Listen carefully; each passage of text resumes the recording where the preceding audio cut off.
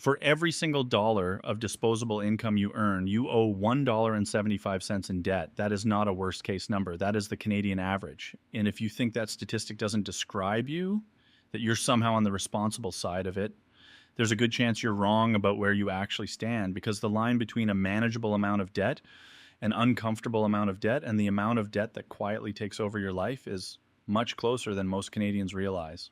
So in the next 10 minutes, we're going to walk through every level of Canadian debt, from zero all the way up to insolvency, and show you exactly what your life looks like at each rung.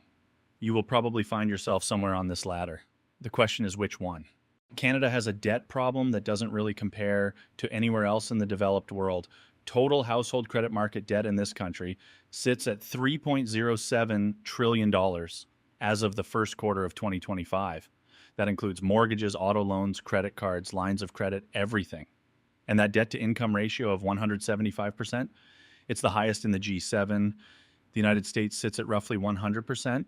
Germany is also around 100. We are nearly double both of them. This isn't a story about reckless spending. It's a story about how an entire country quietly normalized a level of borrowing that would have been considered dangerous a generation ago. In 1980, the average Canadian household owed 66 cents for every dollar of disposable income.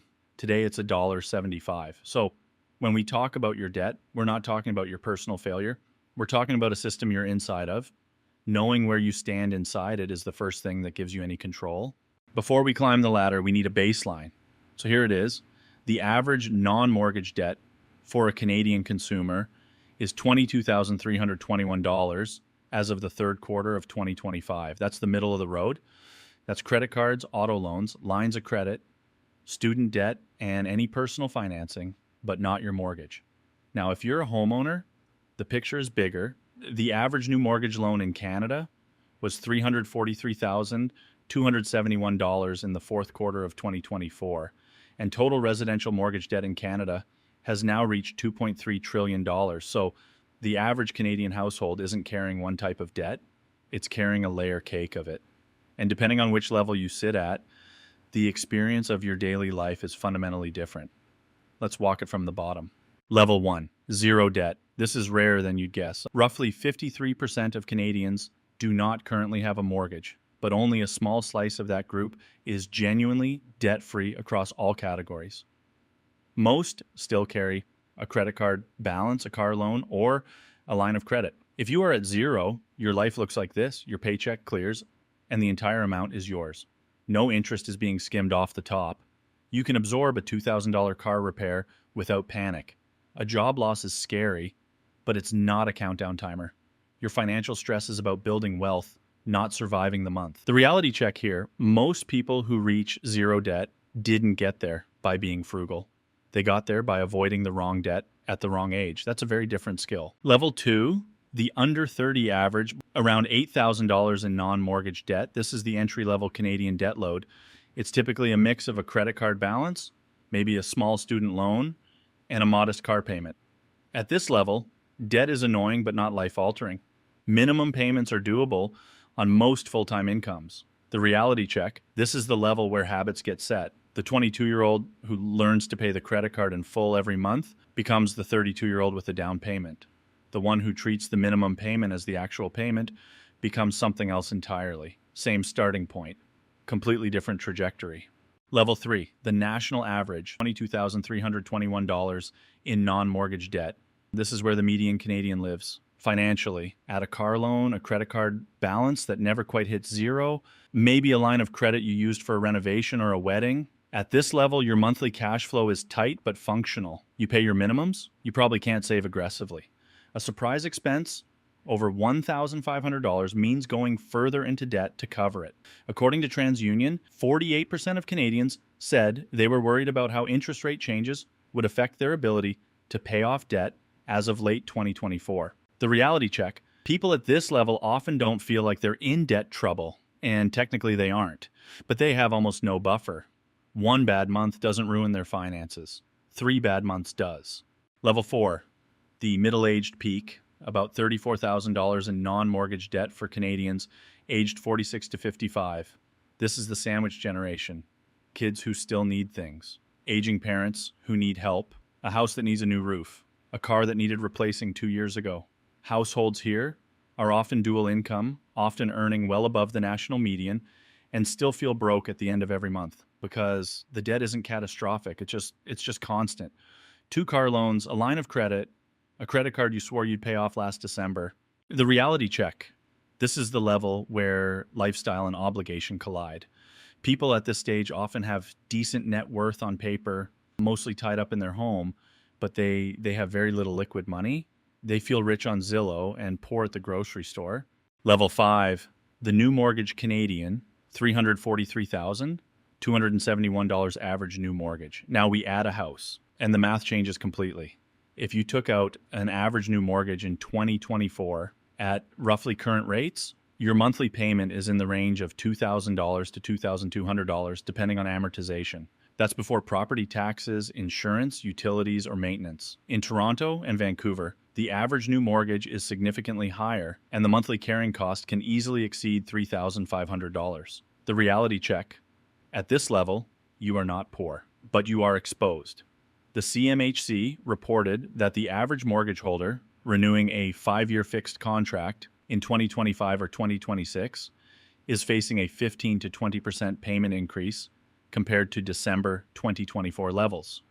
For many Canadians, that's an extra $400 to $700 a month they didn't budget for. Level 6, the peak debt Canadian, total household debt averaging $541,851 for Canadians aged 35 to 44. This is the heaviest debt load any age group in Canada carries. The bulk of it, roughly $466,000, is mortgage. The rest is car loans, credit cards, student debt, lines of credit. Some of these households also have a HELOC. The reality check, this group is often labeled successful by everyone around them.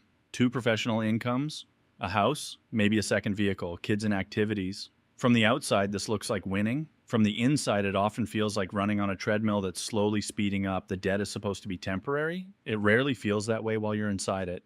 Level 7, the breaking point, consumer insolvency. In 2025, Canada recorded 140,457 consumer insolvencies. That's an average of 385 Canadians filing for bankruptcy or a consumer proposal every single day. It's the second highest annual total since the Office of the Superintendent of Bankruptcy began tracking in 1987. Most of these filings, roughly 79%, are consumer proposals, which are negotiated repayments rather than full bankruptcy. But the underlying story is the same. Hundreds of thousands of Canadians have hit a wall where the math no longer works. The reality check. Insolvency is not a moral failure. The data shows it's most often triggered by a job loss, a medical event, a divorce, or a mortgage renewal at a much higher rate. People at this level were, in many cases, sitting at level 4 or 5 just 18 months earlier. The distance between managing and drowning is a single bad event. Now here's the part that reframes everything. Canadian household net worth just hit $17.9 trillion in the second quarter of 2025. That's a record. By that measure, Canadians have never been richer, but about 75% of all that household debt is mortgage debt, and the largest single component of most Canadians' net worth is the equity in their home, which means our wealth and our debt are tied to the exact same asset. If you own a home worth $900,000 and you owe $600,000 on it, you have $300,000 in net worth, on paper. Statistics Canada will count you as a wealthy household. The bottom 40% of Canadians by wealth have an average net worth of $81,650. You're well above that. But you cannot eat home equity. You cannot pay your daughter's hockey fees with home equity. You cannot absorb a job loss with home equity unless you're willing to sell or borrow against the house. And borrowing against the house is what got us to a 175% debt to income ratio in the first place. This is the Canadian wealth trap. We measure ourselves as wealthy because of housing, while the same housing is the thing creating the debt that makes our daily lives feel financially tight. The richer we look on paper, the more squeezed we often feel in real life. So why doesn't any of this feel as bad as the numbers suggest it should? Part of it is normalization. When everyone around you carries a $40,000 car loan, a $400,000 mortgage, and a credit card balance, the entire idea of a lot of debt loses its meaning. You're not in debt, you're just like everyone else. Part of it is housing geography. If you live in Toronto or Vancouver, a $700,000 mortgage is unremarkable. If you live in Saskatoon or Halifax, that same number is almost unthinkable. So Whether your debt feels normal or insane depends almost entirely on which postal code you live in.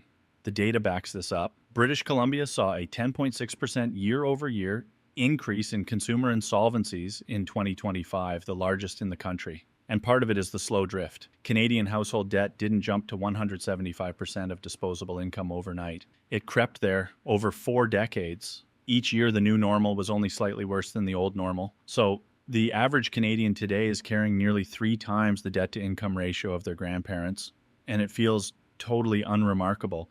None of this is a personal flaw. It's the result of standing inside a system where rising debt was the only way to stay in the same place. So here's the concrete thing I want you to take from this video. Forget your total debt for a moment. Calculate one number instead. Your debt service ratio, that's the percentage of your gross monthly income going to debt payments, mortgage, car loan, credit card minimums, line of credit, student loans, all of it added together, divided by your monthly pre-tax income. The Canadian National Household Debt Service Ratio is 14.4% as of Q1 2025. That includes mortgage and non-mortgage debt combined. Banks consider you in financial difficulty when this ratio crosses 40 to 45%. Your goal isn't to be debt-free tomorrow. Your goal is to keep this single number trending down month over month, year over year. Every dollar of debt you eliminate moves it.